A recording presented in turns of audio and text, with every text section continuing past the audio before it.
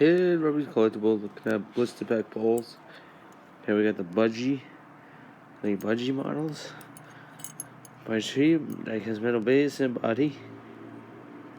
When I went to open the package, it was all soiled and stained. And then we got this one here. I never heard of this company, but 7-Up, pretty cool. Soda 7-Up, that'd be rare. Dead Mint, blister pack pole. And then we got another Budgie model. Budgie, I think it's called.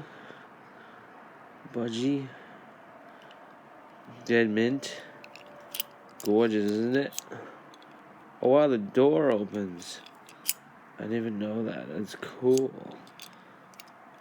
Okay. And here's the Corgi Jr. I decided to get the package. Had the Toys R Us sticker. I don't plan on selling my collection anytime soon, so I rather join my other package except for the Hot Wheels, but most of the Hot Wheels anyway. Base is like maybe good condition or fair, but the car is dead mint. Well, I hope you all enjoy watching my video. Take care, everybody. Thanks for your subs. Thanks for your comments. Thanks for your likes. Thank you so much. Thank you all for watching. Bye for now. Hope you enjoyed this video.